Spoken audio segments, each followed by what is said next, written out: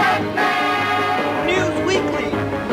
What's going on, everybody? Welcome back to another Batman News Weekly. This is episode 141 in year 3. I am going to let you know right now, obviously this podcast is late and it is super scuffed. This podcast should not be happening, all right? It should not be happening. But for those of you that don't know, if you don't follow me on any of my other social medias, I have not had AC in my house since Monday. And it got so hot in my house that I had vertigo and it turned into a panic attack. So it was like the worst fucking thing that could happen. If you live in Texas, you know how hot it can get here. And if you live without an AC in Texas, you're not human.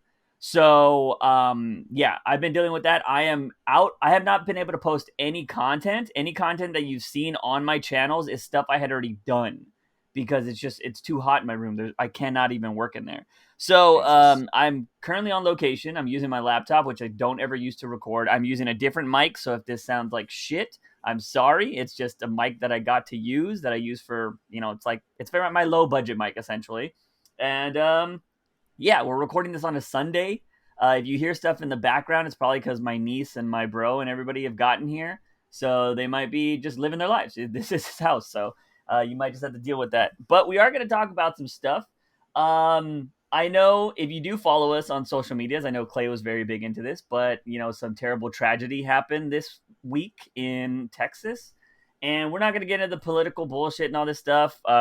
We can sit here and bitch about it forever, but our hearts go out to that. That place is not far from where we live. Yeah, not Clay, at all. do you have family that lives there? No, I do have. My wife's best friend works in Uvalde. Okay. And she was out for lunch when it happened. Really? She got stopped by the traffic jam of police officers letting the emergency vehicles through the street to get to the school. It's freaking crazy. I live. It's about. I mean, depending on how fast you drive. It's about the same amount of time for both me and Juice.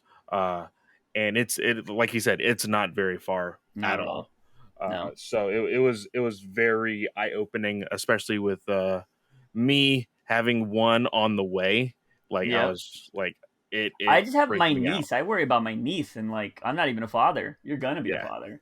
And it was terrifying, man.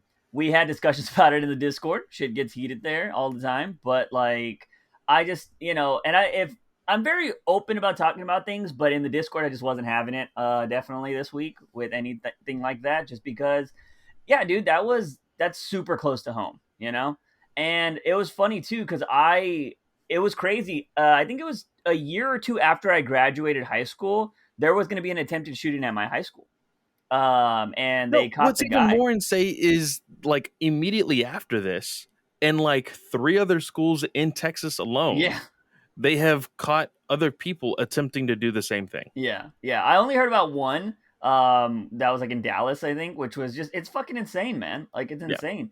And you know what? This is I don't know, man. It's just, it sucks because I hate everything that follows with it, right? They always get thrown on video games and all this other bullshit, and I just really hate it. But I don't know, man. So this week has just been shit, is all I'm trying to say. I've been taking L's left and right, and then it says society's taking L's too, and it just fucking sucks, man. I don't see why people just can't be nicer to each other, and we don't have to deal with all this shit. But it's life, right? People are crazy shit happens, but it sucks when it happens very close to you.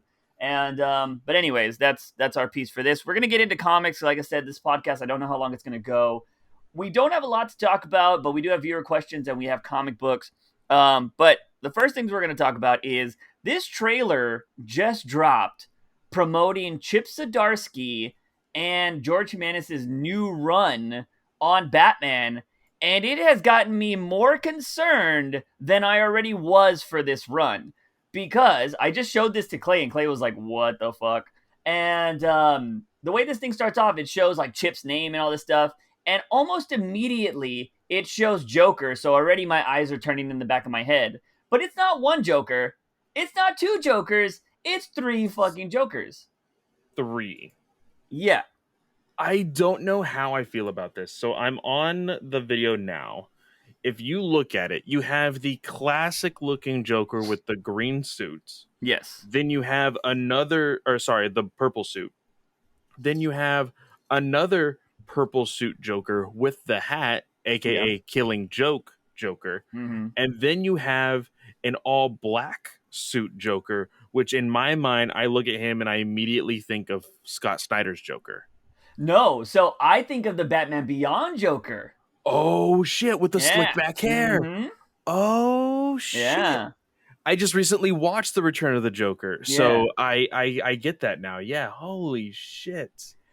So, do you think this is him being like, I'm going to pull in Jeff Johns' story into my run, which is the worst thing you can do? Or is this going to be a multiverse thing where we're dealing with a bunch of Jokers? I think, knowing that Dark Crisis is here and not actually honestly paying attention to anything outside of the books that I read. Mm-hmm. I know that I read a lot more other than just Batman, but recently I haven't been paying attention to what DC is attempting to do. All I know is, okay, Dark Crisis. Okay, I know that Flashpoint Batman or Batman Beyond or Flashpoint Beyond or whatever you want to call it is dealing with multiverse stuff as well as Dark Crisis. It might be a multiverse story. Yeah. We just had this, though, with the Batman Who Laughs. It's essentially the same thing.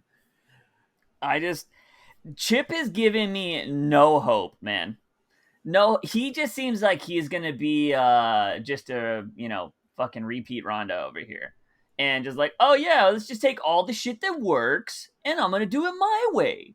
It's like, bro, what happened to creativity? Again, people hate when I bring up Tom King, but at least he tried to do something different.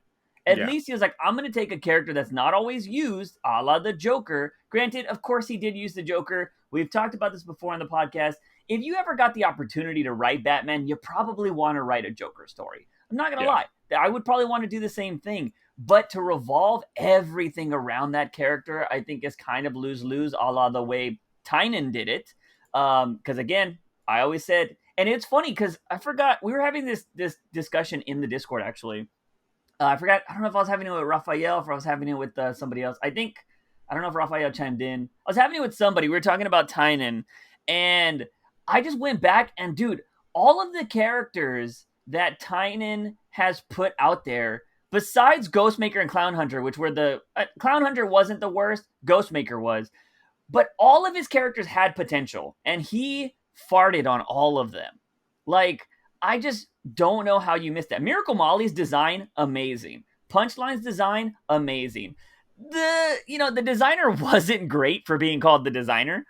Figured he'd have a little bit more fashion sense. Thought he was like Kanye West. But for the most part, the character of the designer was really awesome, but then he ruined it. And like, it just blows my mind that he had potential to do a great run, but he was like, it's all for the Joker. And I'm like, that was stupid. Like, you could have done something so different. Everybody's like, we want new, we want new, we want new. And Tynan was like, I'm going to give you new, revolved around the Joker. And it's like, that's not new. It was the Joker disguised with new content. Yes. Yeah. And that's, I just don't like the way they did that. I mean, we could go about it all day. We had our opinions when we were actually reading it each week. But this with Chip Zdarsky, I will always say that Chip in Marvel it's like chef's kiss. It is some of the greatest content that I'm reading over there in Marvel right now. This, like you said, it's something, it's the comfortable. And sometimes I don't want comfortable. Yes, I want some things that I want, which is a lot of things that a lot of people are asking for. Yeah. But unfortunately, the louder voices are, I like Joker. I like Joker. Give me Joker. I want Joker. We haven't had Joker in like 2 seconds. I want more Joker. Yeah. It's like, Jesus Christ, guys, give it a rest. Yeah. And you know what sucks is it's just like, Because it's funny too. I was somebody who had read Bendis in Marvel and liked a lot of his stories in Marvel. And so when he came to DC, like before I even read one of his first issues, I went to meet him. I had a conversation with him. I had high hopes for Bendis, and I was like, man, this guy's awesome. Like, because conversationally, he was cool to talk to, and I was like, awesome. He was a nice dude and all this jazz. So I had no ill will about him.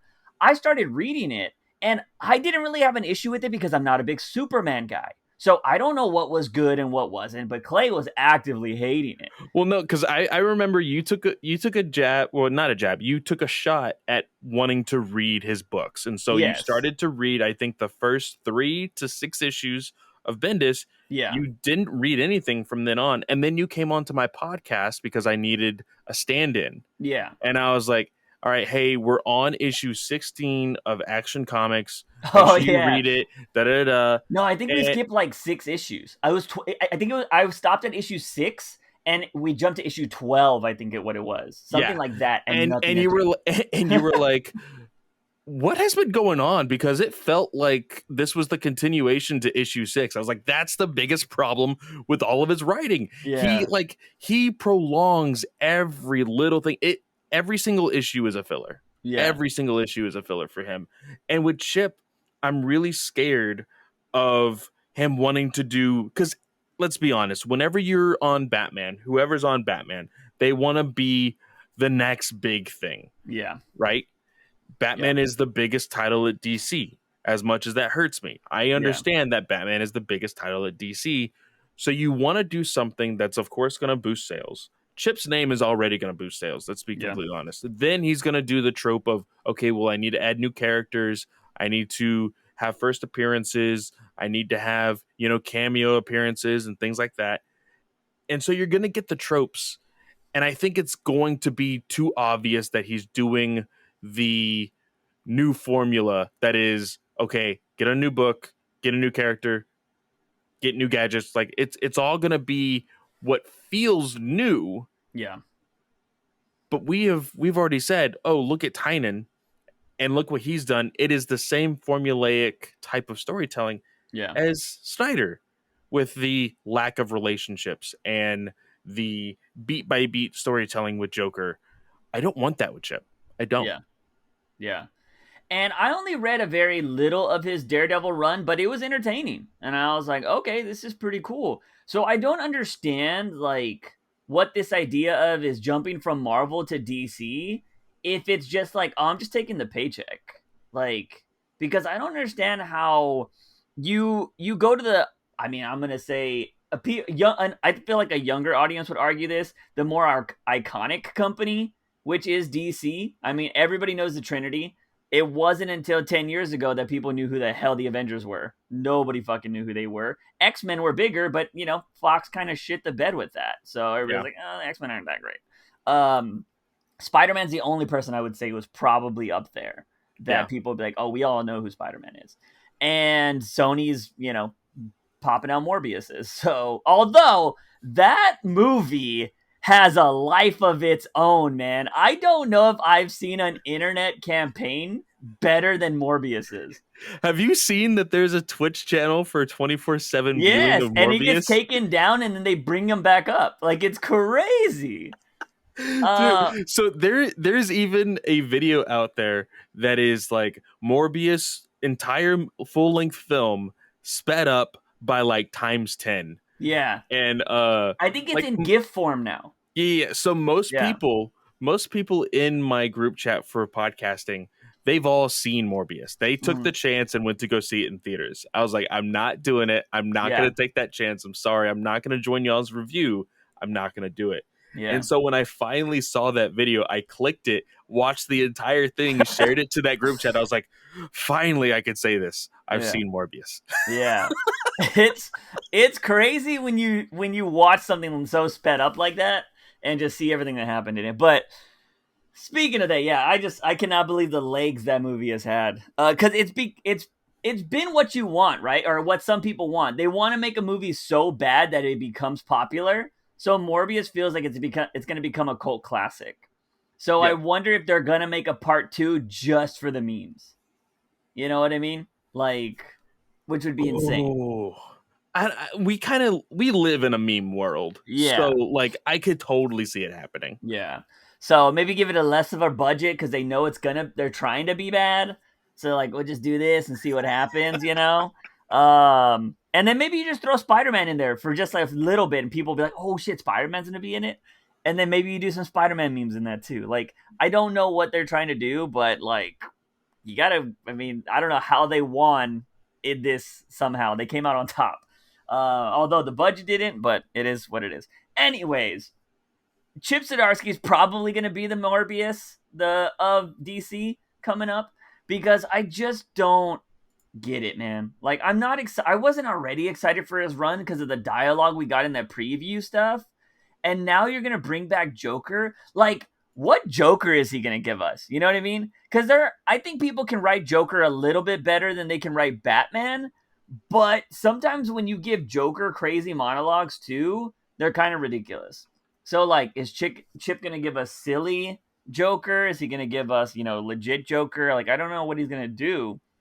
Or is that why he's bringing in all of them so he could do every kind of version? You know what I mean? Yeah.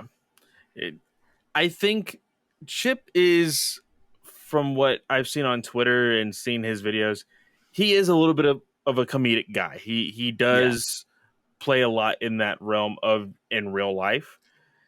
I haven't really seen it too much in his stories. Yeah. And I wonder if maybe him trying to do a multiversal story that can be something of a good thing when writing a Joker of that of like a Silver Age or a Golden Age. Yeah. I could see it working out there, but he shouldn't be writing the main Batman title if that's the case. You know? Yeah, I agree with that. So yeah, I'm not excited for what's going to be happening in Batman.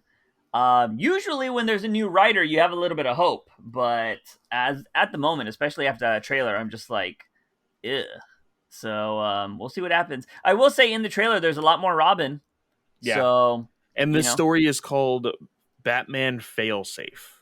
Is the yeah, first arc. Whatever. but that's that new character he's inventing. That's supposed to be what did they say? Oh, he called it the Doomsday. Of Yeah. Batman. Oh my god. Like he's just setting himself up to fail, in my opinion. But it is what it is. That's the biggest story out of this week. But Clay did actually get some more information on the video game side for Gotham Knights. So let's dive into that. Yeah. Clay.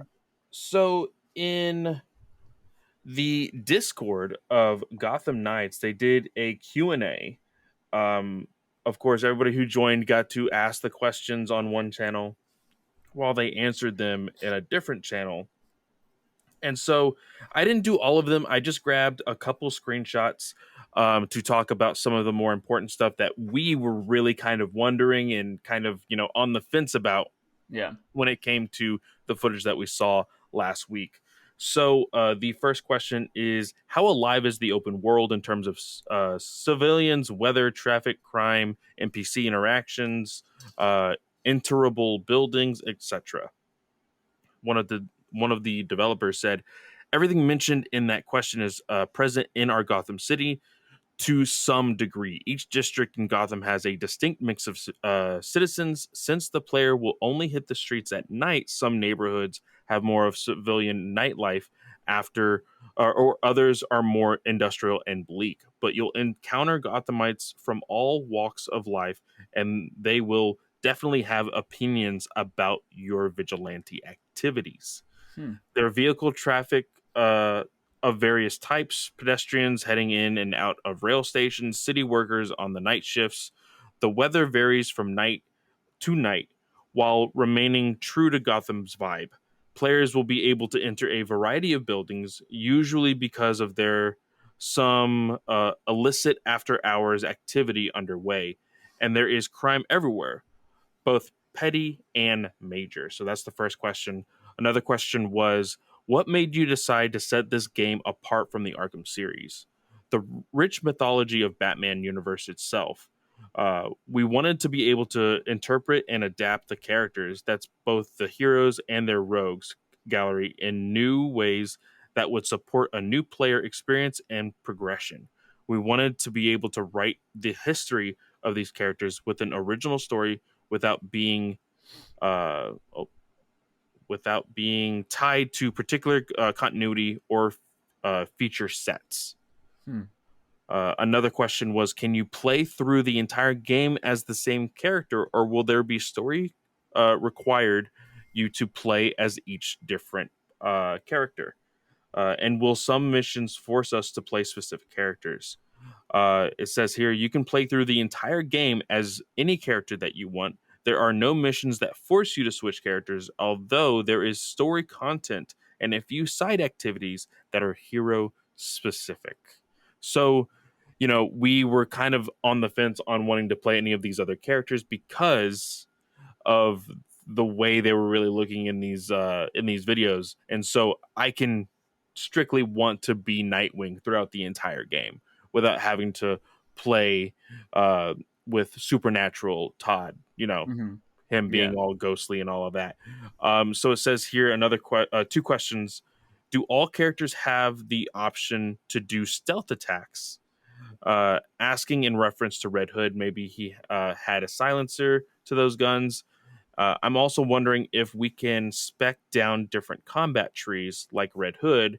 For instance, can we spec into more hand-to-hand combat or just the guns? So another different developer said, no. The guns are loud in combat, although you can still use the projectiles at medium range as distractions because the sound of the high-tech pistols doesn't travel as far as regular guns. All the knights have stealth takedowns, though Red Hood always uses his guns for ranged attacks, and uses his hands and feet with lots of pistol whip strikes for his melee attacks. Every hero's ability tree adds new moves and improves stats, so rather than having the option to play bare hands mode, instead of using weapons, the ability design focuses on unlocking or adding new moves. Where you choose to invest the ability tree on is about choosing between unlocks and how they reflect how you want to play. So, for example, I like to use Red Hood's grab and throw abilities, so I will unlock them early in the tree. Whereas a player who wants to shoot a lot might put more energy in unlocking more range damage boost. It's about how you want to express yourself in combat. So they're giving you an option on how you want to play each of these characters. Yeah. But it's not so expansive to where, like you said, as Red It's not Hood, like Assassin's Creed. exactly. Or, yeah. Yeah. Okay. Yeah, I don't know how I feel about that, but I mean, it is what it is. There's 4 characters. The next question is, why does Nightwing have a Fortnite glider? Yeah. Yeah. The I'm glad developer somebody laughed asked out that. loud and he said, the flying trapeze was inspired by a couple ideas. First, some of the classic issues for Nightwing solo series where he extends his aerialist moves with a jet-powered glider. Second, we like the death-defying angle of him looking at the various stealth drones in Batman's arsenal and calculating that he could just get away with hanging off one of the smaller models and still being able to maintain and gain altitude with it. Its design is to feel a bit improvised and dependent on his extreme athleticism, which fits Nightwing's approach to everything. Flying, it has such a different feel from Batgirl's cape gliding, and it blends really well with his bigger parkour and leap moves, as well as with grappling. And that So, does bring up one point that in this Q&A, I did find out every single character will have a grappling hook so they can travel by grappling. okay. Yeah. I don't know why they need 2 different things, but you could do it all with grappling. Well, the one thing that I said in my prediction was, they probably wanted to do everybody very specifically different things so that way they could be unique. And the very next question is, what was your thinking and inspiration on having Red Hood's mystical leap as his travel ability? Not to criticize its inclusion, I know that Jason probably has the most connection to the mystic arts than the other 3. It's just, it caught so many people off guard. And the explanation, I'm not going to read it off word for word because it's exactly what I said. Okay. They wanted to basically make each character very different in the way that they travel through Gotham. Yeah, I mean, personally, the way people travel is the last thing I would care about in uniqueness. Fighting, look, all of that are above the way they travel. So I don't understand that, because isn't like Tim Drake essentially fucking Nightcrawler, and he He teleports? Yeah, teleports. Yeah. so dumb. What it sounds like is Batgirl is the most Batman version of all of them. That's basically what they said. Hell yeah, and that's what I Is that called. she's gonna have a little bit more of the cape gliding, but in the same sense of like Arkham Knight, how Yeah, you can like kind of go up and down. She kind yeah, of has that ability as well. hell yeah, So you can be able to go long distances if you want to with it. The last one that I grabbed some other ones talking about like how you can change your suit and the mods against that and everything else. yeah. But the one that kind of grabbed me is if you complete a mission solo, can you replay the story mission again with a friend that hasn't completed it? And another developer said, absolutely. If your friend invites you to their game, you will play the story at the point where they are in their progression. The Mm-hmm. inverse is also true, meaning that if you invite a friend into your game, they will be able to play alongside you, even if you're further in the story than them. And then when they return to their own game, they will play the mission chapters, and then they have the option to either replay the part that they played in co-op with you or simply skip ahead if they don't want to go through it again. So your story won't jump to that point, but once you get there, you don't have to replay it. You have the progression there. Oh, So okay. if you've gotten some sort of item and stuff that is specifically to that place and you Yeah. played with a friend and Mm-hmm. you're like, "Oh, I don't have to go through that entire thing again." Yeah. Yeah, you don't have to. Okay. Interesting. Yeah, I don't know. I mean, it's still. I'll give it a shot. I'm playing Batgirl, so it seems like she's gonna be the most Batman-y one there. So I'm totally down with that. I'm waiting to hear people cry about that.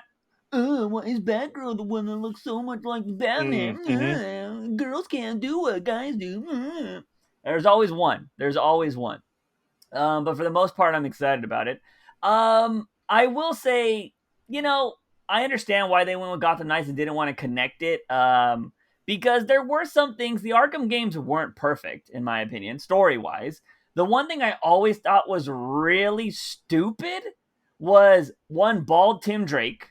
I thought that was dumb, and him being in a relationship with Barbara was always the weirdest fucking thing. Yeah. And I'm like, who decided to do that? And I'm like, Paul Dini, what's going on there, my guy? That was the dumbest thing. That was so weird.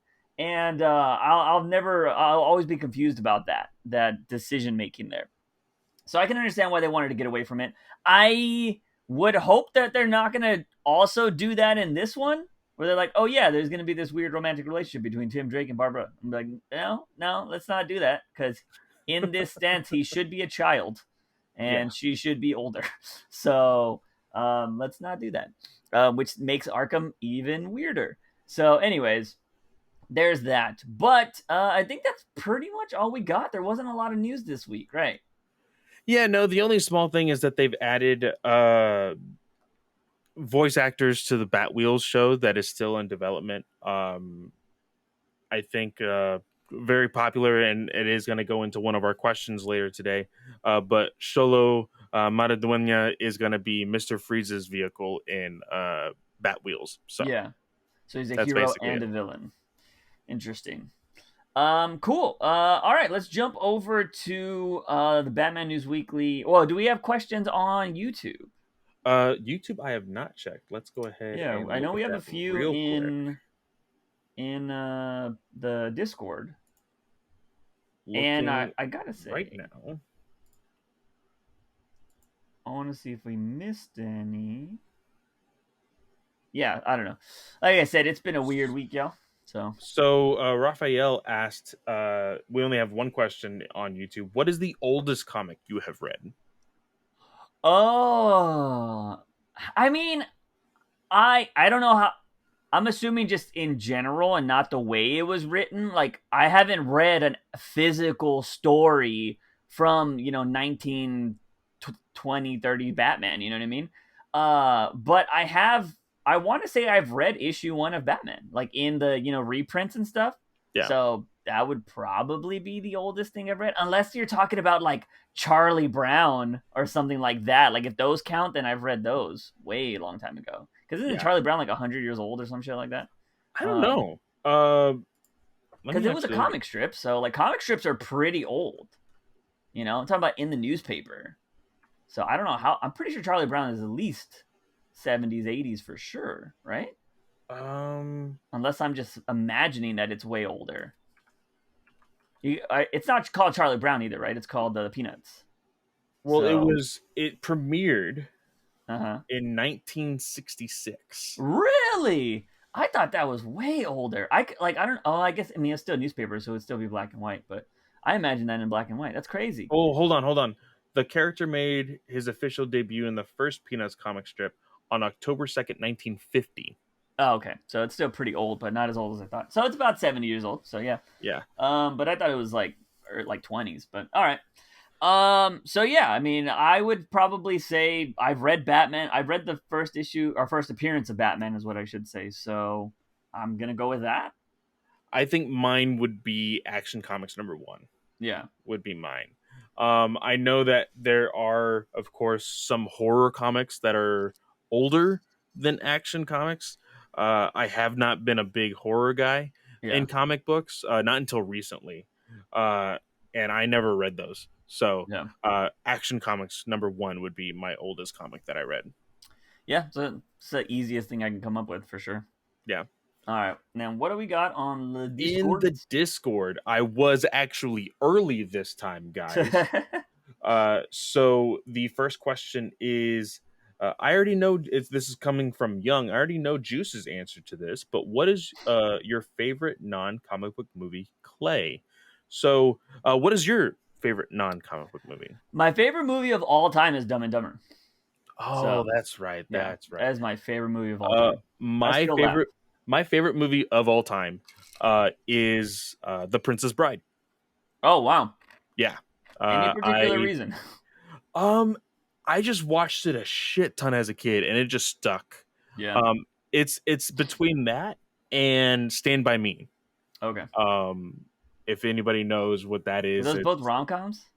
No, Stand By Me is the story about the 4 kids that like made their way. They heard that there was a kid that was hit by a train and there was no body found, but the parents want to find the body to at least bury it. Mm-hmm. And the radio is like, oh yeah, there's this like reward if anybody finds the body, the parents are willing to pay, blah blah. Yeah. And these kids go on this like coming of age, like they walk the railroad. I think I've heard about that. Yeah, it's an old movie. It has a very young Will Wheaton, Christopher Phoenix, Sean O'Connell. People always like tell him shit about that movie, right? Yeah, like Will Wheaton. Yeah. Either that or The Princess Bride. And for me, I was this close, guys, this close from convincing my wife, if we had a boy, to name him Indigo Montoya Hinojosa. So that way, if anything were ever happened to me, he could say, my name is Indigo Montoya. Kill my father. Prepare to die. Hey man, you can still do it. You know what? In today's society, girls can be named anything too, man. Make it a unisex name. That's fucking hilarious. Let's see. Second question is from Arwitz Wicks. What are your thoughts on the people saying that they want the MCU to have a more comic accuracy, yet when Bale is in it, they go all out the window? So this is in regards to the trailer of Love and Thunder. Yeah. He is playing I can't remember the pronunciation of his name, Goro or Guru or he's the god. He's the God Butcher. And the way that he looks in the comics, he basically looks like Lord Voldemort. Yeah. And he has like these tendrils coming out in the back. He almost looks like a Twi'lek from Star Wars, with no nose. And I genuinely think that Marvel decided to not go with that look so that way they wouldn't get the Star Wars criticism or the Harry Potter criticism. That's honestly the way I see it. Huh. Yeah, I mean, I could see it. Or Bale. I mean, it would be weird that Bale wouldn't want to go just through a little bit more cosmetic stuff to make it look like that, you know? Bale is the guy that always wants to transform in his roles. Yeah, yeah. So I could very much see them being like, hey, we could go this route, but we're going to go ahead and just make it easy on you with this look. They should have done the things on his head though. Like you do the no nose and the things on your head, I think you would have been fine. But yeah, I don't know. I mean, comic book fans are dumb. Like, let's be real. Like, we're all dumb. We all support something. Like, everybody has something that they like. How do you say brush off or like have an exception for? Right? Like, everybody has exceptions, and so I don't know, man. Maybe it's just me getting older, but I don't really give a fuck anymore. Like when people are like, if you would have told me, like when I was at the height of my YouTube, I was still doing, or I should say, the height of my Gotham shit. I was still like Marvel versus DC, man. DC's better because I don't give a shit anymore. Like I just think it's dumb. Like there's so many other things to complain about, and I'm just like, I don't care anymore, guys. Like we're getting arguably too much comic book stuff right now, in my opinion, because I can't keep up with half of it.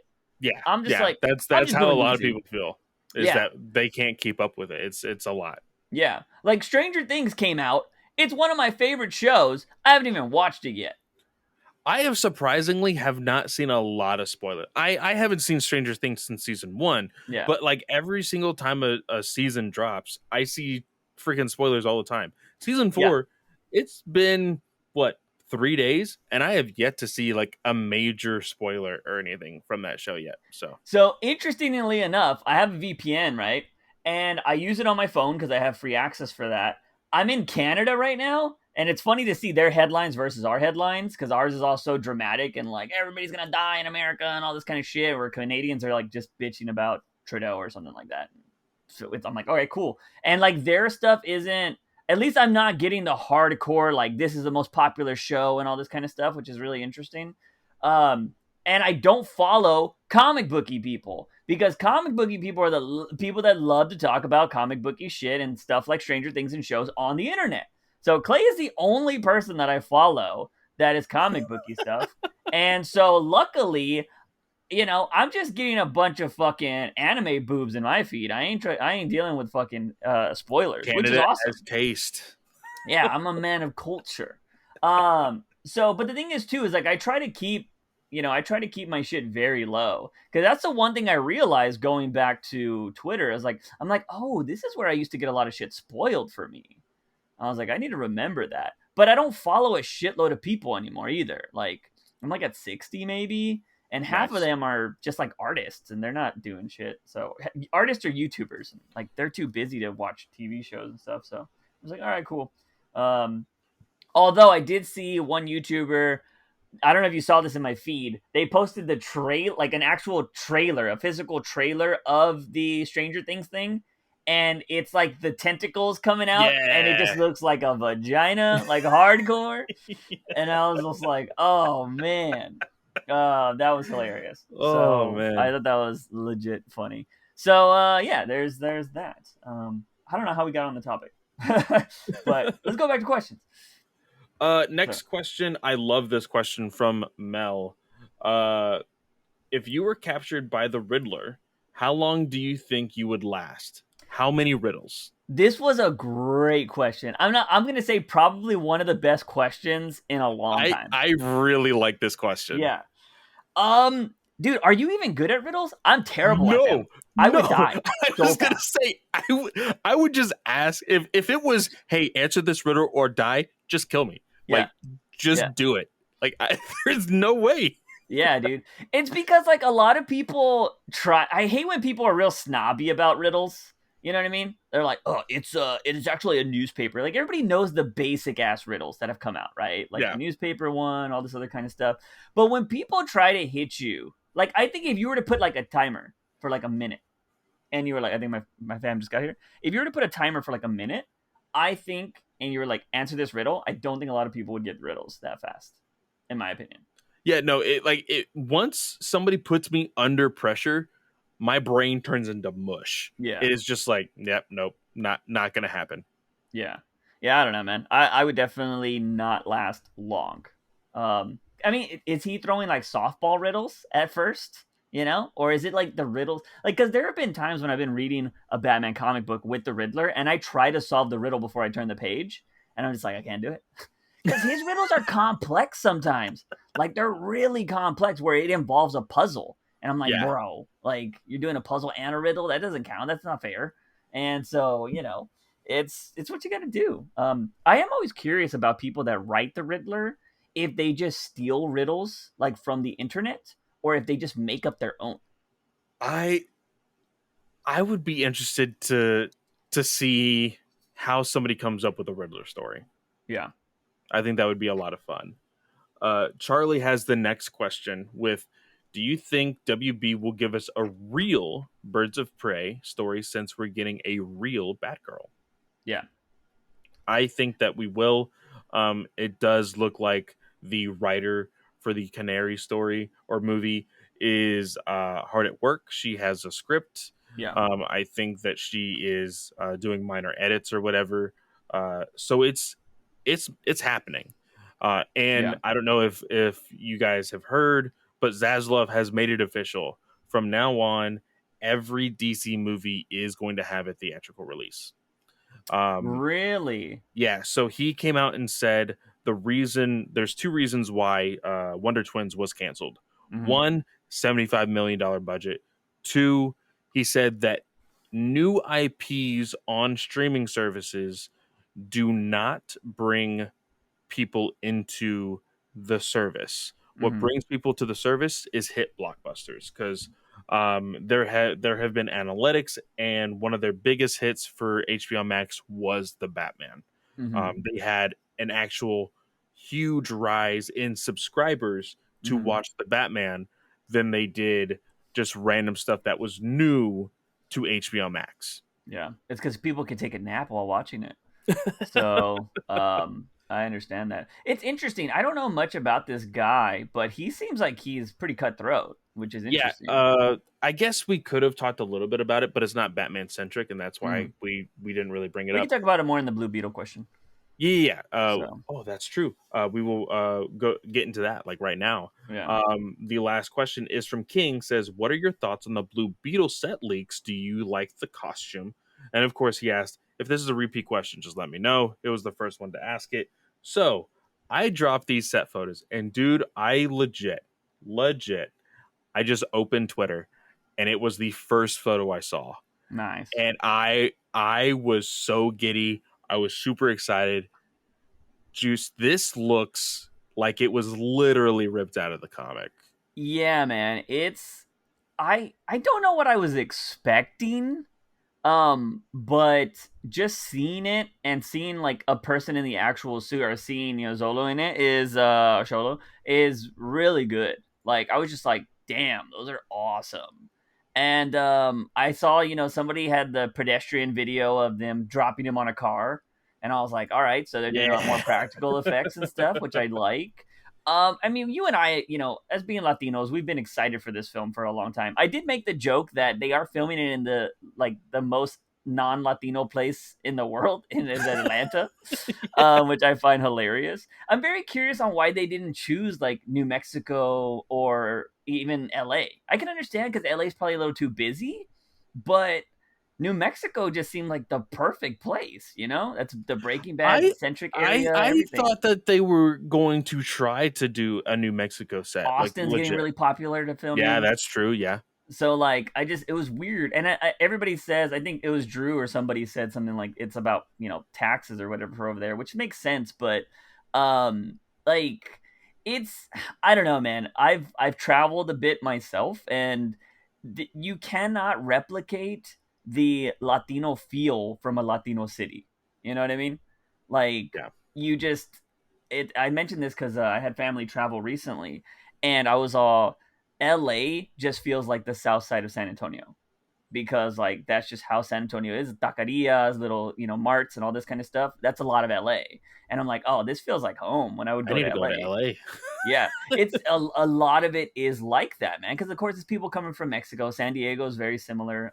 They have very nice areas, and of course, a lot of people can't live there forever because you're paying for the weather is what you're Yeah. paying for because it feels great over there year round. But yeah, it's I don't know.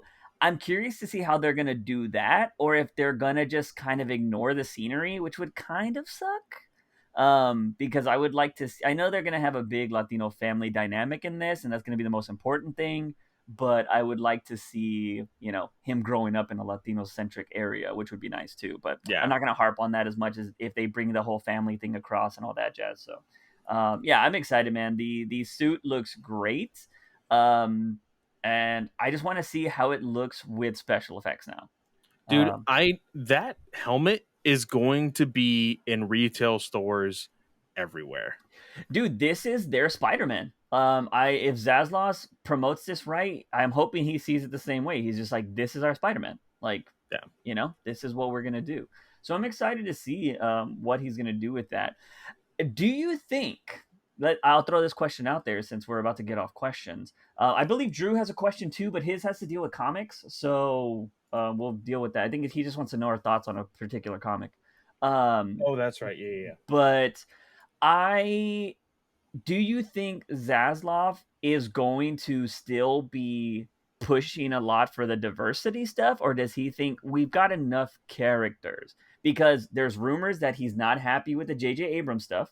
We know Yeah. J.J. Abrams stuff is very diverse with trying to, go with I think it's an LB, it's black and he's gay, right? For Constantine? Yeah. Or is he Well, bisexual? I'm not too sure his orientation. in the comics, he is bisexual. But I think the Or guy in real life too, wasn't he? oh, Or am I I wrong? actually don't know. I actually don't I know. I could be wrong about that, but I want to say he was. So I Okay. don't know if they were trying to go like hardcore with that. I'm curious if Zazzle's gonna be like, no, we're just gonna hire the best people. I'm curious. It's going to be an interesting development Yeah. because of course, me being a part of a network that does more than just Batman stuff. Mm-hmm. We were looking into some articles. I didn't know this, but WB fired somebody. I can't remember his first name, but his last name is Horn. Mm-hmm. Head of all of WB Films, basically. Mm-hmm. Fired him back in like 2016 or something like that, Yeah. and then uh, Bob Iger from Mm-hmm. Disney picked him up, and then that guy went to make $21 billion films. Wow. Yeah. Uh, so Zaslav is actually rehiring him back to Oh, WB. okay. That is the rumor. But there is a lot of big names that Zaslav is actually bringing in producer wise. Mm-hmm. And it does sound like Zaslav is making 3 different studios Mm-hmm. in conjunction to the films that they're making. So it's going to be DC, Blumhouse, horror, Yeah. New Line, all of that stuff. Yeah. And then the third is animation. So Ooh. it does look like we're probably in the next couple months, if not a year, going to be having somebody who is going to be the quote unquote Kevin Vision. Feige Yeah. of DC. Mm. He is definitely looking into some bigger names. Recently, I saw uh, a guy that was attached to MGM. You know, the whole thing with Amazon and Lord of the Rings and Bond and all of that. Yeah. So I've seen some names from that. It's going to be very interesting in the next few years to see how DC is really going to turn for whether it be good or bad. We'll see. Yeah. So, So does this mean that HBO Max isn't going to be as great anymore? I don't know. But I mean, it's cool. So that means that Batgirl is gonna be on the big screen then. Yes, Batgirl is going to be moving to theatrical. Canary is going to be moving to theatrical. They've Wait, already made the announcement for Blue Beetle. So wait. I'm confused now though, because he said that HBO Max. I thought movies that were going to be on HBO Max get no more than $35 million. So it means, is there still going to be stuff, or is all just superhero movies only getting $35 million? No. So those were specific HBO Max movies need to be getting $35 million. Okay. When a movie moves into theatrical, that it is set to theatrical, it's going to have a bigger budget. Yeah. So okay, so all superhero movies are going to be, or because so all superhero movies are gonna get theatrical releases, is what you're saying.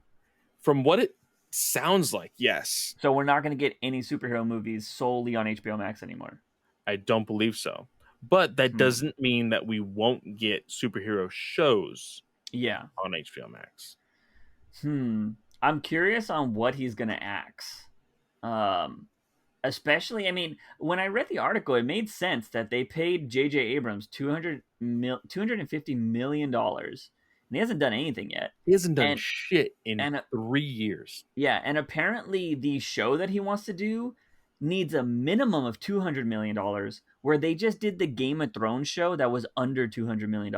And they were like, that we know this thing's going to make us money. How do we know your thing's going to make us money and you want more than them? Like, yeah, doesn't make sense. I'm curious. And I wonder, like, has JJ been just eating that money, or is it like you don't get any of it until you do something? Like, I want to know how that works. So when this deal was made, it was crazy. Everybody was like, oh shit, that's a shit ton of money. Is he going to be the person that's going to be in charge of DC? What's going on?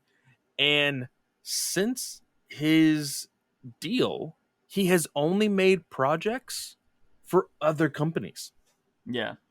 He has not done anything for WB. Yeah. I don't know, man. We'll see what happens. I'm excited to see what this Zaslav dude does. But I think that's it for questions, right? Yeah, that's it. Okay. So I don't, since I'm displaced right now, I do not have all my notes. How many books do we got? So I was looking at it. It does look like we only have, because I know you didn't read White Knight. So that's out the window. It looked, I don't know. I didn't care. I know you didn't read Deathstroke, right? I think I skimmed it. I skimmed it. Was that the one where, like, oh yeah, well, I don't know, was it Deathstroke or Robin? Does Robin come out this week? I didn't read that either. No, Robin didn't come out this week. It comes out next week, I believe. So, what month are we on? I'm trying to find it. Is it in our achieved folder already?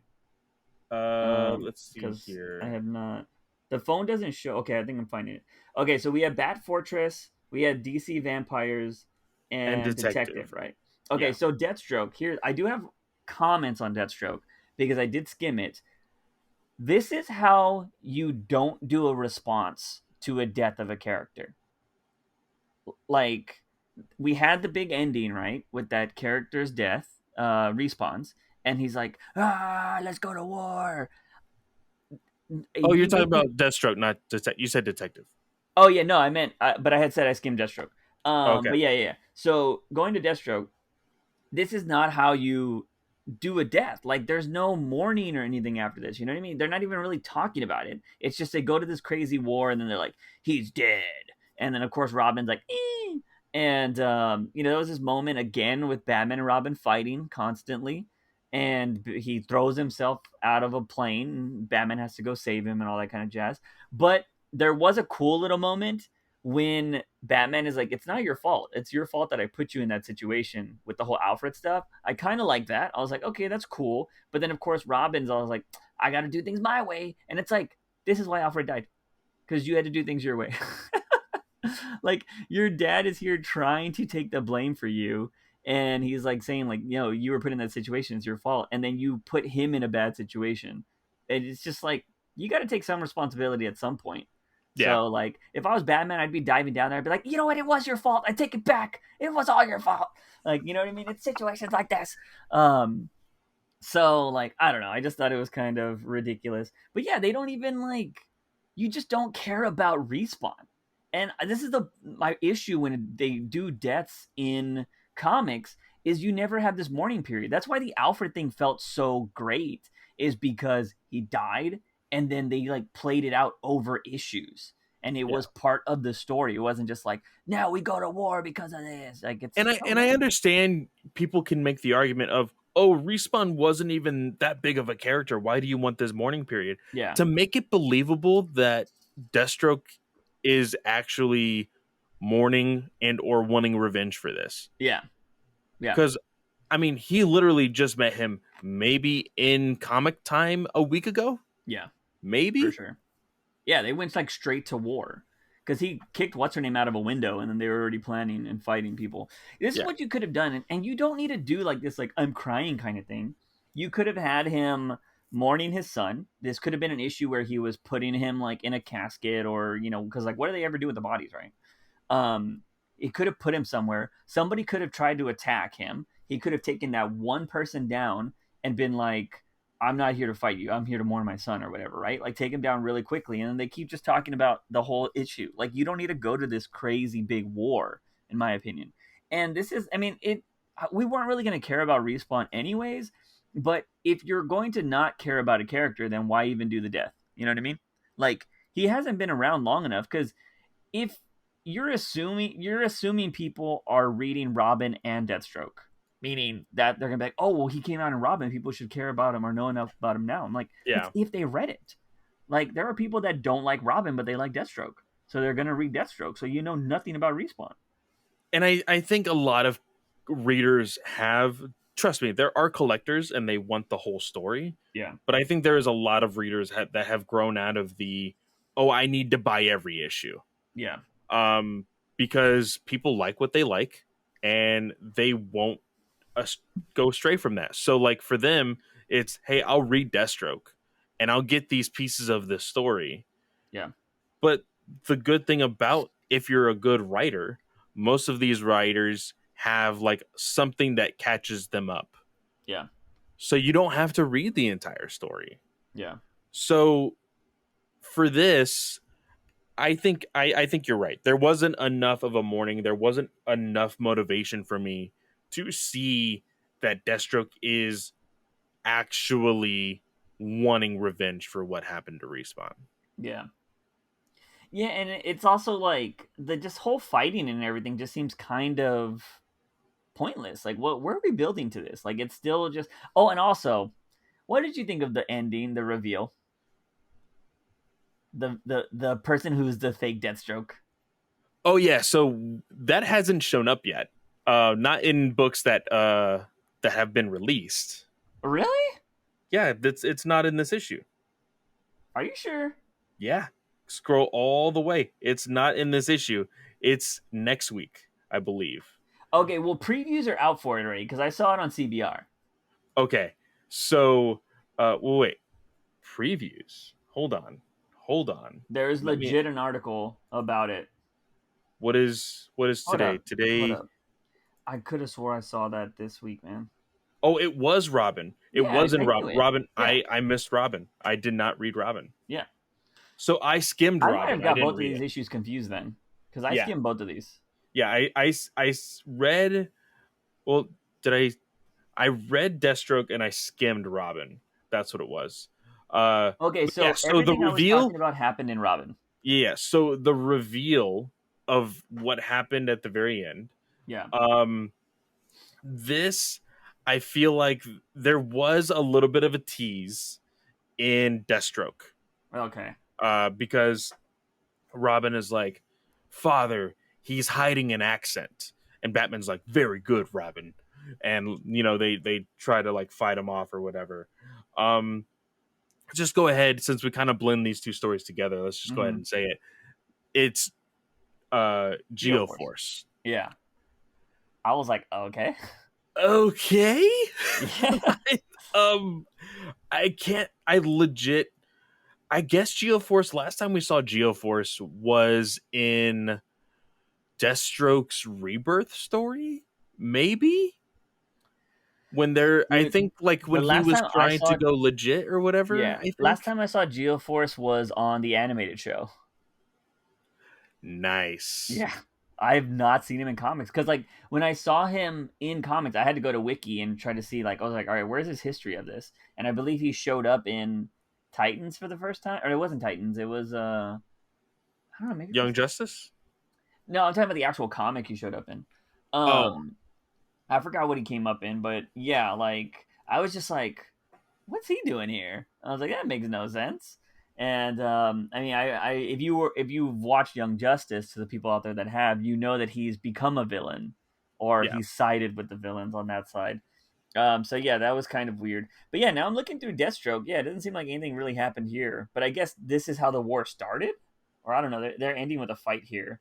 Um, Also, I don't know why Deathstroke is starting to look like Spawn in this issue. yeah, Yeah, really weird. Also that Ghostmaker outfit gets worse and worse every time I see. Not Ghostmaker, Clown Hunter. yeah. And honestly, I didn't really want to read these books because of the inclusion of Ghostmaker and Yeah, Clown Hunter. To be completely honest, yeah, they're not worth I it. saw that they were being more and more like a bigger part of their story Yeah, and I was just like, yeah, not interested. yeah, I don't care. Let's move on to Detective because Clay didn't read this, No, I did but not. we'll give him a pass. I actually did read this story, but to kind of just not hamper onto it too long. So it's the Riddler story that continues. Batman is still trying to solve what connection these people have that Riddler is causing to do things. Um, and like as he starts getting lower and lower, we find out, of course, the reporter mom, which we still thought was kind of weird because she looks kind of similar ages to her daughter, the way they're Yeah, drawn. Um, the reporter mom is secretly working on a story. Obviously, she's a good reporter in Gotham, and so she's uncovered information. But she thinks somebody is trying to, or Batman gets a notification that somebody's like in her building, and they're trying to, I guess, steal the information or whatever, right?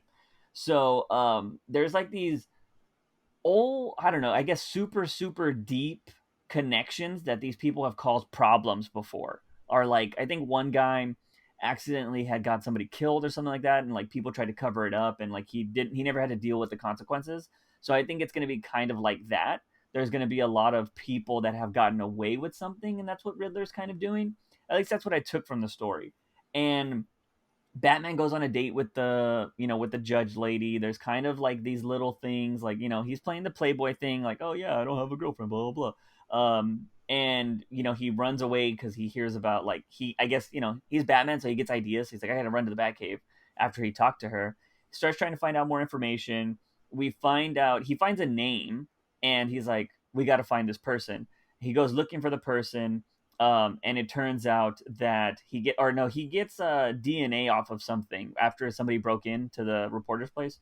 He gets DNA, and he finds the person they're looking for. This is when we see the Riddler talking some more, and a lot of the people that have done missions for him already get these envelopes that have numbers on them, and it means like you have another mission to do. Now, this weird thing is when Batman is looking for this person, Darby Turner, he goes to Talia al Ghul, and I'm like, why are they trying so hard to bring her back? I don't understand this. And of course, he shows up to her room, and she's all like, "Oh, you used to be a little bit more like, this and that." And they have this weird flirtatious thing that's going on, and he's all like, Batman's not really having any of it. She changes he's there, and he's all like, she says Edward is just playing with you. So I don't know if she's involved or she knows what's happening, but he tries to get information from her, and he ends up leaving. He ends up finding the person, or no, the reporter goes to this person that is like, hey, you have information for me? She's like, yeah, let's go somewhere else. This leads to that person trying to kill the reporter. And so, of course, Batman shows up, saves the day, and he's like, we can end this. And he's like, no, this will never end. This will never end. And she throws herself off the building. And because she doesn't think that she can get away from Riddler, of course, Batman's it up, saves her. And what ends up happening is the guy, somebody that was trying to save the girl that threw herself off the building, or this Darby person, goes downstairs and he's like, "Oh, I'm sorry, I'll tell you everything that's in the envelopes." Ends up getting shot by the judge's daughter, or the reporter's daughter, at the end of it. yeah, And he's like, "Please, don't make me kill you too." And she's pointing a gun at Batman, which she's just gonna get lit up by. You don't point a gun at Batman. Come on now. He's what is it? Equal opportunity justice server. Exactly. What was from the Brave and the Bold? Yeah. The fist of justice is unisex. Yeah. Of course, like there's not really much to say about the issue. I'm still enjoying the story, but it's not like anything to run home about. But I will say that the Gotham Girl story in the back, I don't, I don't know, man. I skimmed through that too, and it's just like there's one point when all these people try to kidnap her, dude, and it's like they bust in with guns and all this stuff, and she's about to use her laser's eyes, and she's all like, of course, she's got Superman powers, so she's like, "What are y'all guys gonna do to me?" Like, it's not even kryptonite smoke, and granted, I would assume Kryptonite does the same thing for her, right? Although she's not technically Kryptonian, but that's what we got the gist of with White Kryptonite was you turn into a Kryptonian. With the platinum Kryptonite, Yeah, platinum, it gives yeah. you the powers of Kryptonian. Yeah. So she's all like, she beats them all up or whatever, and she's like, "All right, I'm either gonna beat you guys up or you're gonna help me hack this website." The next panel is them all like chummy around a computer with pizza and sodas, and they're trying to hack this website, and I'm just like, yeah, okay. Why? See, you know why? I think this would be something that's a little bit more interesting if it was a comedy show, but as a comic book, it doesn't work. You know what I mean? Because at least you could put the sound effects and all of that kind of stuff. Like I'm gonna beat you up, or we're gonna eat pizza, and then the next it cuts to them eating pizza, and like, oh yeah, and you hear the studio audience laughing or whatever. Yeah. You can do like just a weird dumb YouTube video bit. Well, the weird thing about this is she then goes to Arkham Tower, and I'm assuming this is Chase Meridian or the one chick. That was who it was, right? That was in the detective story. And she's like, "I'm here, Doc," and she spears her through a window, and they fly away. And I'm like, why are you doing that? I don't like that. Would be like crazy person to me. You know what I mean? I don't know what they're wanting to get across for Gotham Girl right now. Yeah, I have no idea. It doesn't make any sense. I don't get it either, man. And why are they going to make this Chase person seem like the bad guy? Now, I'm assuming this is going to be a misunderstanding, and Gotham Girl's just kind of a little like out there. But this is supposed to take place after the events of the Arkham Tower story in Detective, where they said that the Arkham Tower was going to be disbanded. Like they were going to be. I'm pretty sure that they said that they were going to change something. I thought Chase was going to take it over. That's what I'm pretty sure. Okay. But yeah, I just don't understand what they're doing with the story. I mean, I didn't really like dive really hardcore into reading it, but it's not great. Like, again, they could have done so many things with Gotham Girl, and they're not. They're just making her like this weird, and I don't even know if she was a teen. That's the thing.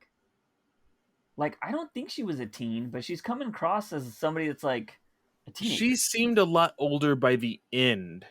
Yeah. Of King's Run. Yeah. Now I feel like they drew her really differently from the way Mikkel and who was the other, Ivan Reyes did in the very beginning of King's Run compared to Tony Daniels at the end of his run. Yeah. She seemed like Supergirl's age. How old is Supergirl? She's in her 20s, isn't she? Yeah. You know? Yeah. Granted, I don't know how Kryptonian years and all that work, but I would assume she's like a 20-year-old, something like that. And I kind of put them on the same spectrum. So, like, I just didn't... I don't know what they're doing here. It seems like they're trying to age her down. And now, granted, like, age doesn't really matter here, but it just means like it seems like they're making her younger when you could have still told a mental health story at any age. You know what I mean? So like I don't get what they're doing here. I don't know why she's obsessed with social media and all this kind of stuff. It just seems like they're trying to make her younger. Like I don't get it. But yeah, it's weird. So there's that. Didn't really care about it.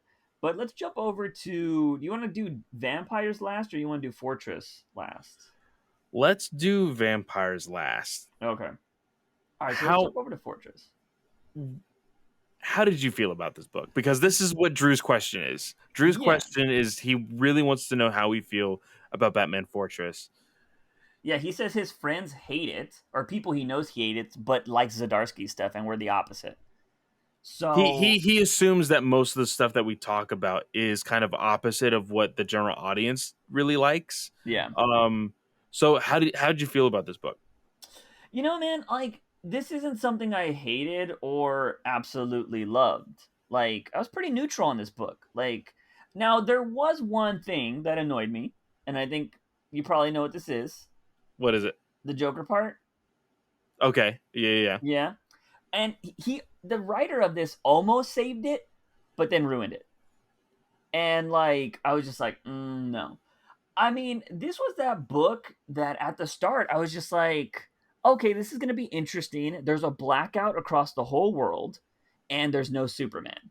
It's an intriguing concept, but it wasn't as exciting as I was hoping it was going to be. Like, there was some cool moments, and there was things that I kind of like some of the dialogue that made sense, but I'm curious on what people hate about it. I mean, you have a bigger circle. Like, what's the? I just have not like I have my opinions, and we'll dive into certain parts of the story, but I didn't love it or hate it. Like, it's I just actually very haven't whatever. heard anybody talking about this book. Really.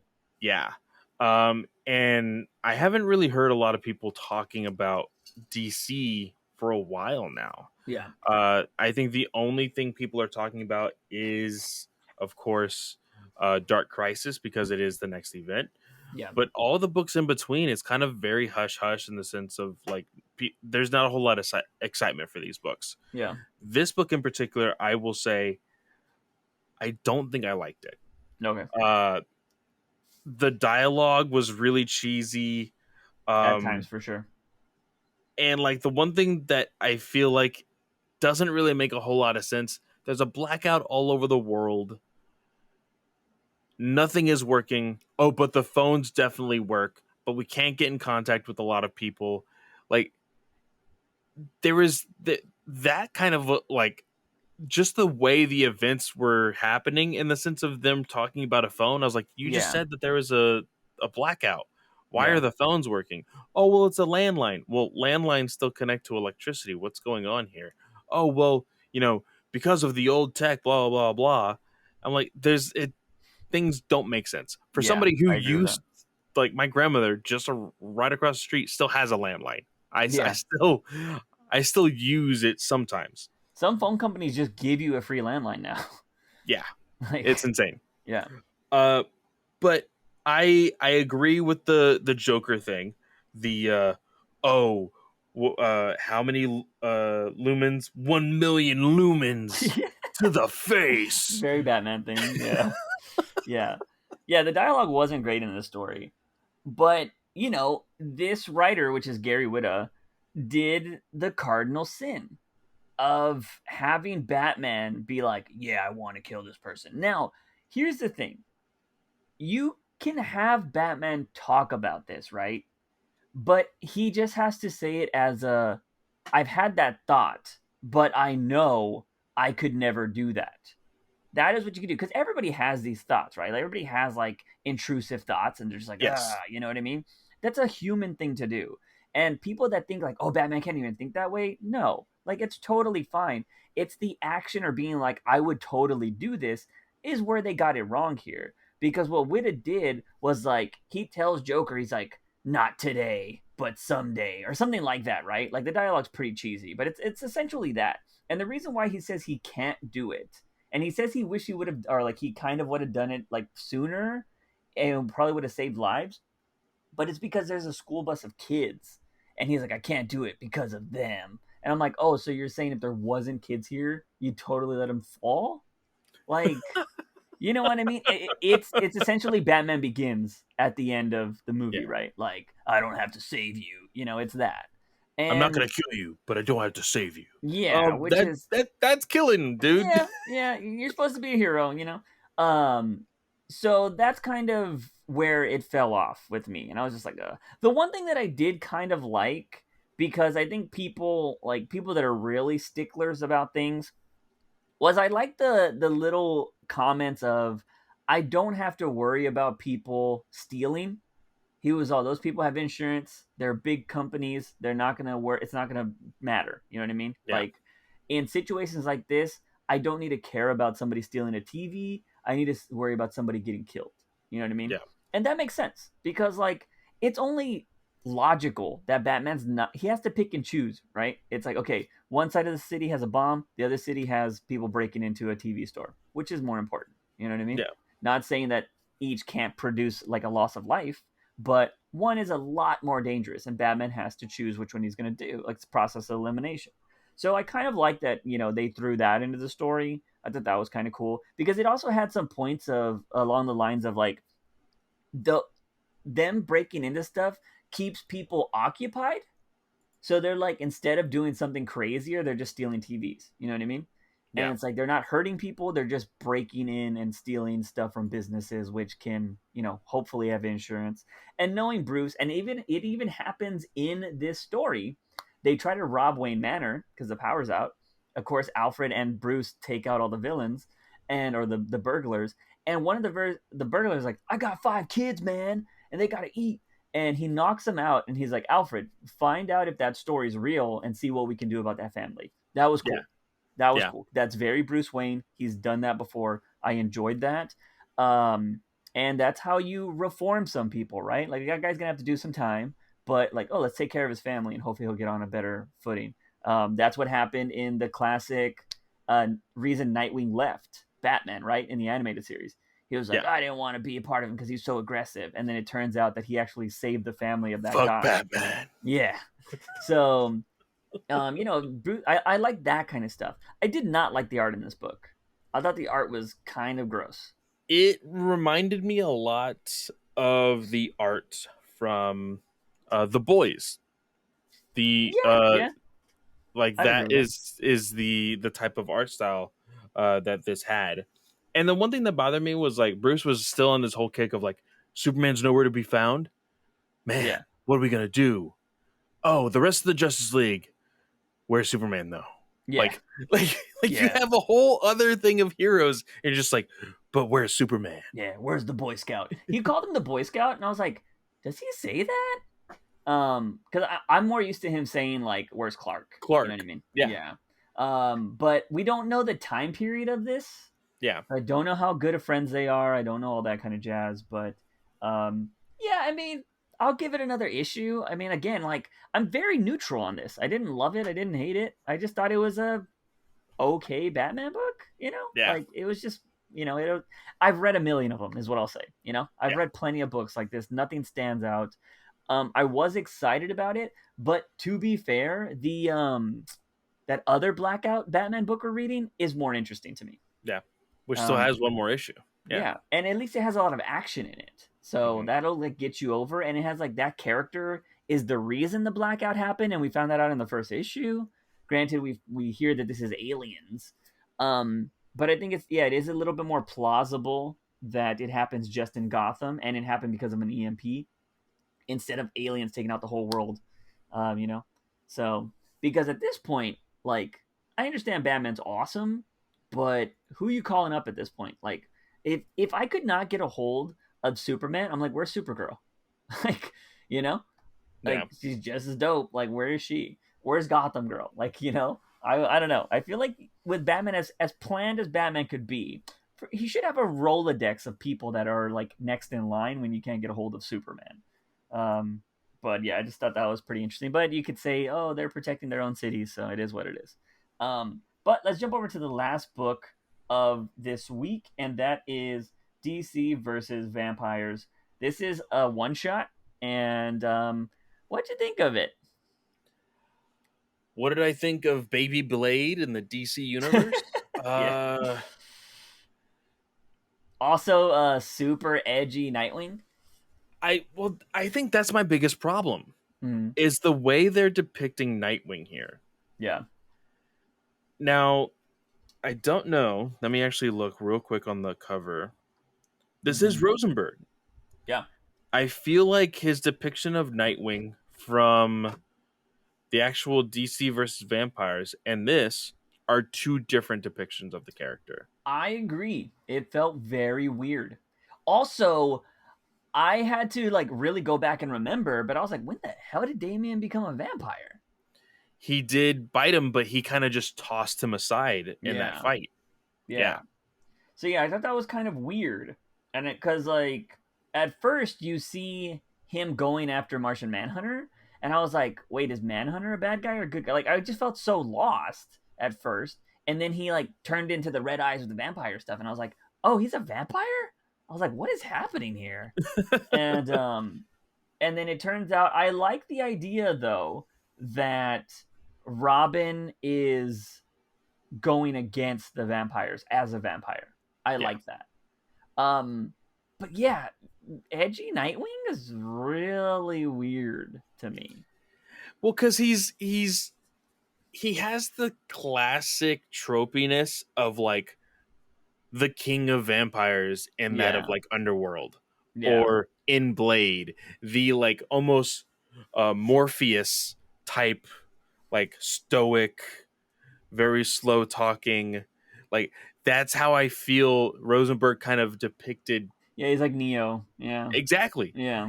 And I was just like, I don't know if I like there was such a change in attitude and persona from the last issue to this issue. Of course, you don't know how much time has passed.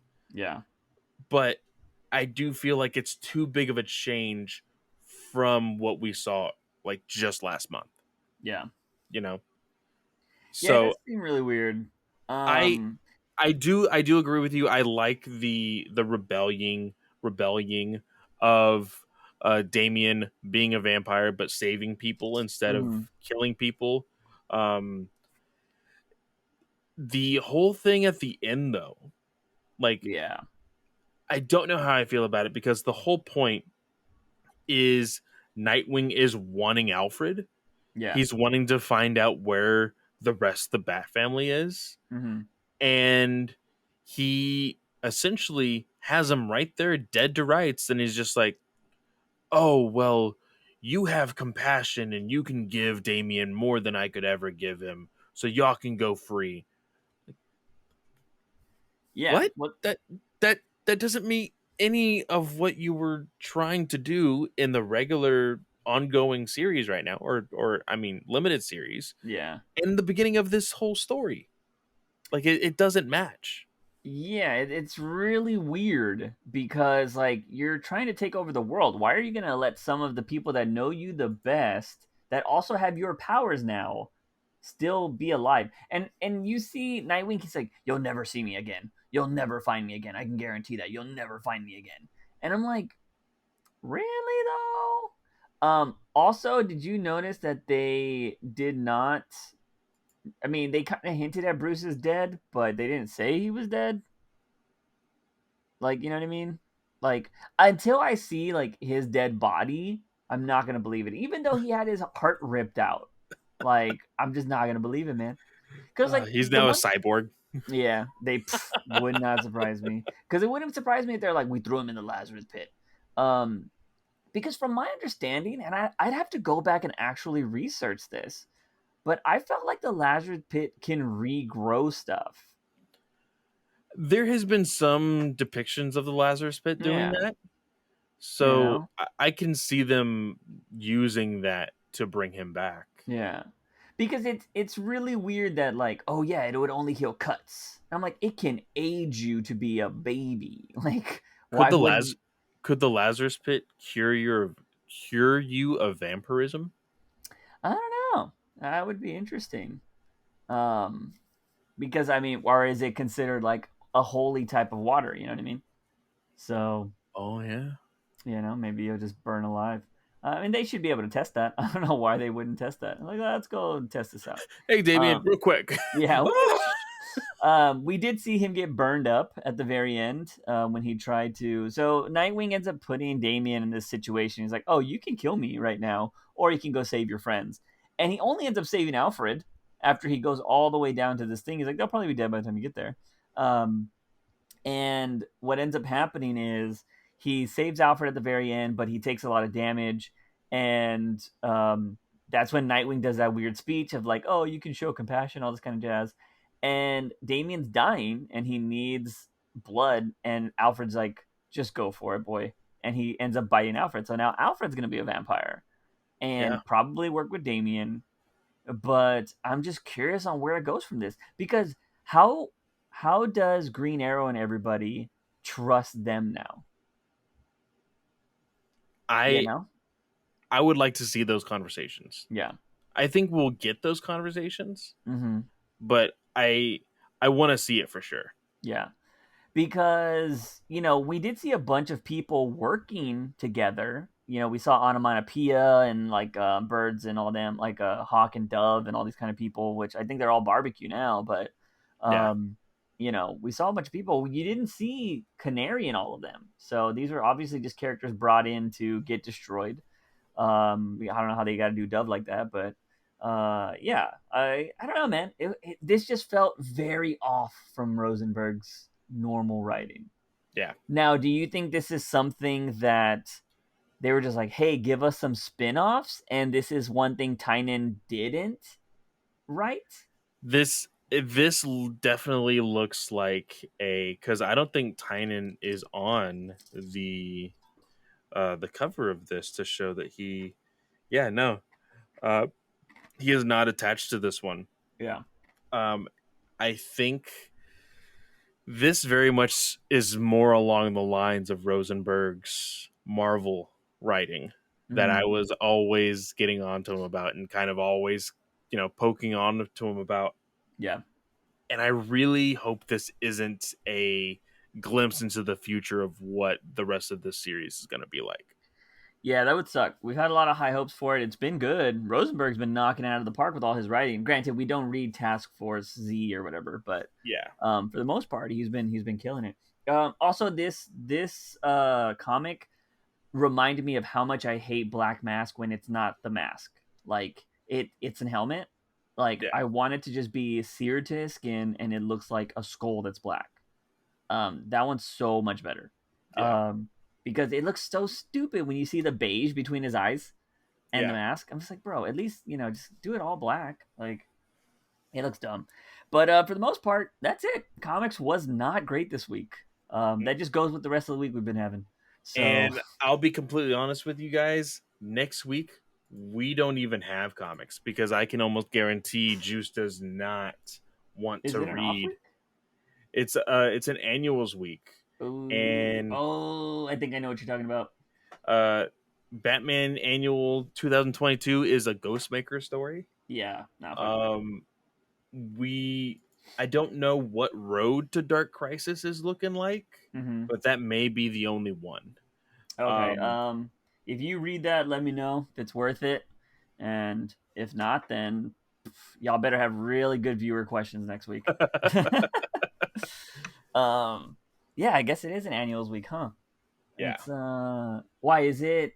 Doesn't June start on Tuesday or Monday? No, it's this week has 5 weeks in it. So Mm, May had 1, 2, 3, 4, 5 Tuesdays yeah, in this month. So they wanted to fill up that last Tuesday, and so they did an annuals week. yeah. All right, it is what it is. But yeah, that's it for this week. Clay, what do you got going on, man?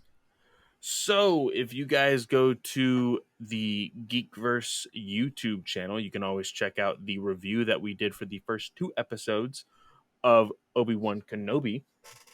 Or you can listen to it over on Star Wars Alliance on any podcatcher of choice. Go check that out. Um, like I said, now with it being Sunday at the time we're reviewing this, on Monday, DC Alliance is going to be going live, talking everything about this Blue Beetle suit and some articles that have come forth with how like we said, well, like we were talking. How DC is shaping up to be a new thing coming from Warner Brothers Discovery. So go check that out as well. Noise, noise. As for me, I don't even know what to expect this next week, y'all. If I'm lucky, we get a new AC unit on Tuesday, and that means everything should be getting back to normal but there's no guarantee of that until I see that AC unit at my place.